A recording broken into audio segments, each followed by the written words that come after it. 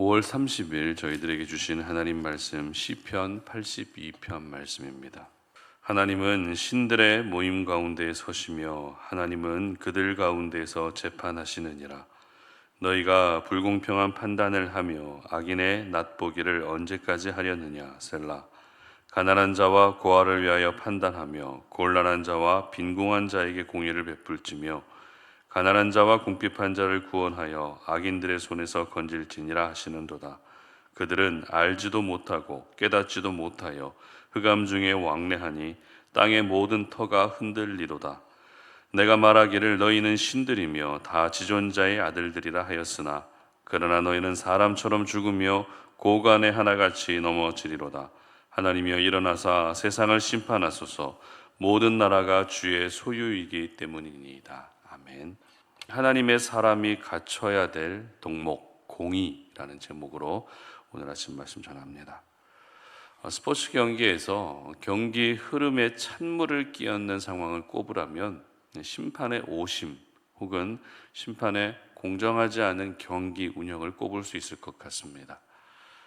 심판도 사람이기 때문에 누구나 실수할 수 있습니다. 그러나 실수 차원이 아니라 의도적으로 공정하지 않게 경기 운영을 하게 되면 그로 인해 경기 흐름이 끊기게 되고 심지어 경기에 선수들이 감정을 조절하지 못하면서 그런 폭력적인 모습으로 이어질 수도 있습니다.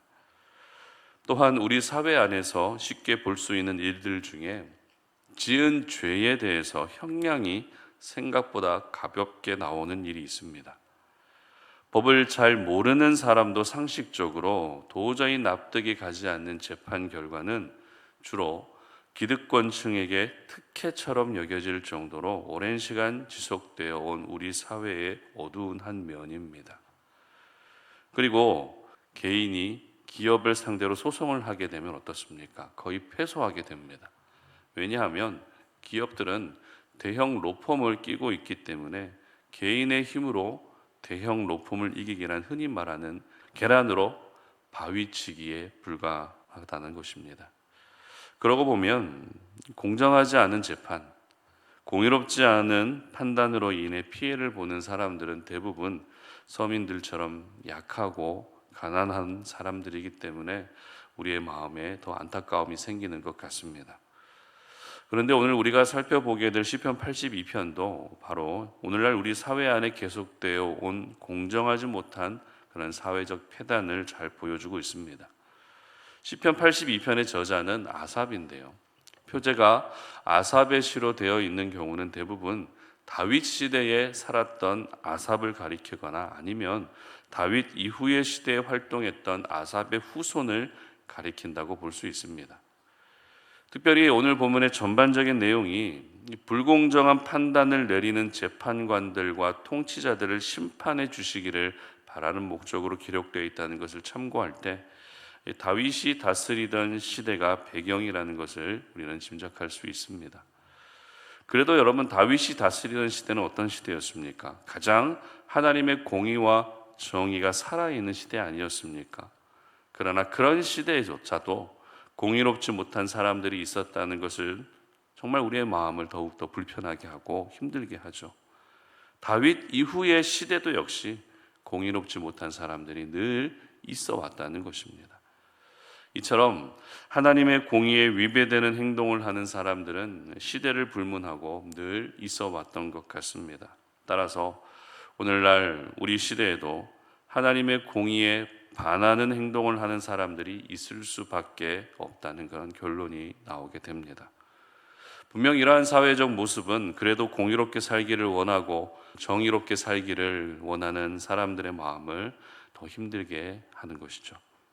그러나 실상은 어떻습니까? 현실은 우리의 연약한 힘으로 이런 사회의 불공정한 분위기를 바꾸는 것은 한계가 있기 때문에 오늘 시편 82편을 기록한 시인처럼 지금의 모든 불공정한 상황을 하나님께 호소하고 또 하나님이 심판해 주시기를 기도할 수밖에 없는 것입니다.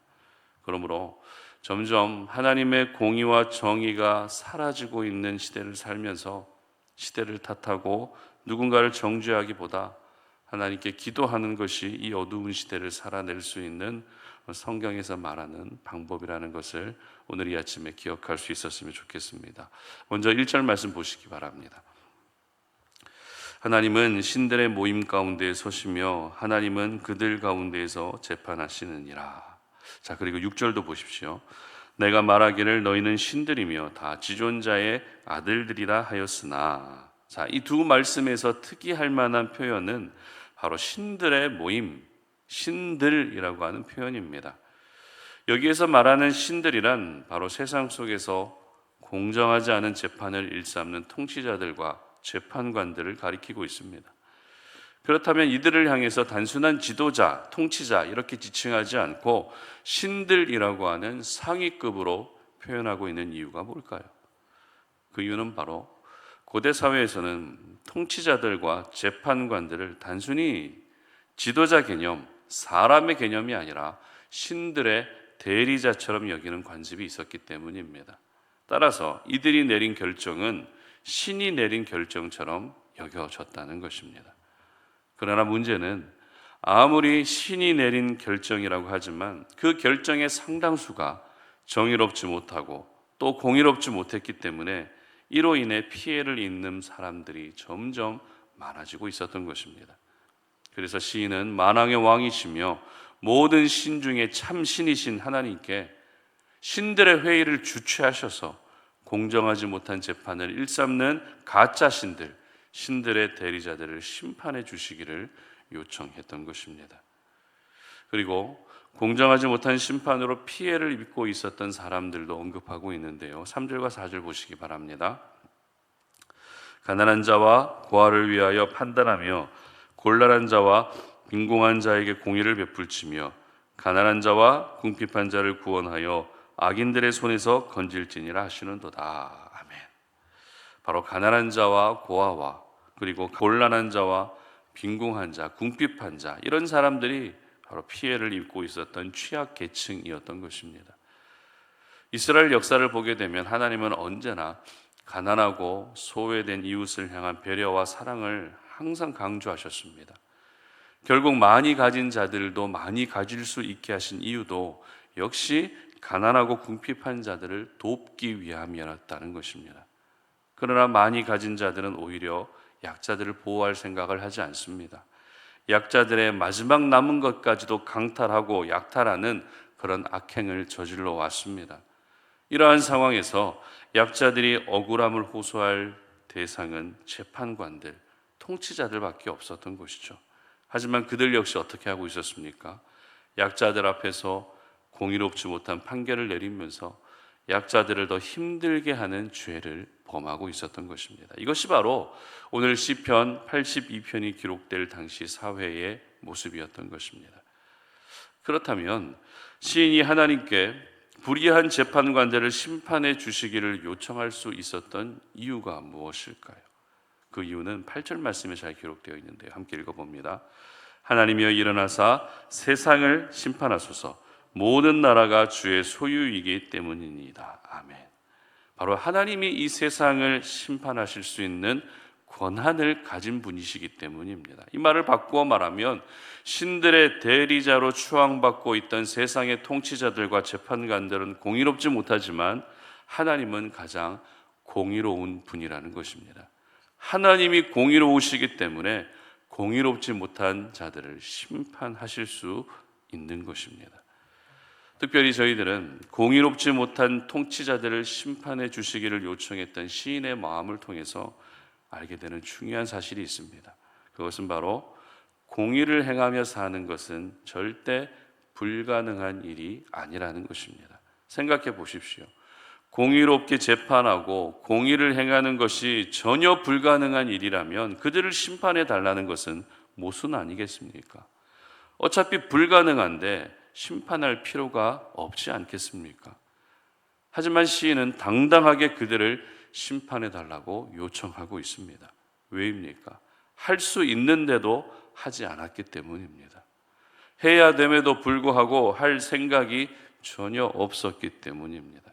결국 그러면 심판의 대상이 되는 것은 당연해지는 것입니다. 그렇습니다. 하나님이 가지고 계신 공의, 이 공정, 정의라고 하는 이 성품은 하나님만의 성품이 아니라 하나님의 사람으로 살아가는 우리 모두가 본받고 따라가야 될 성품입니다.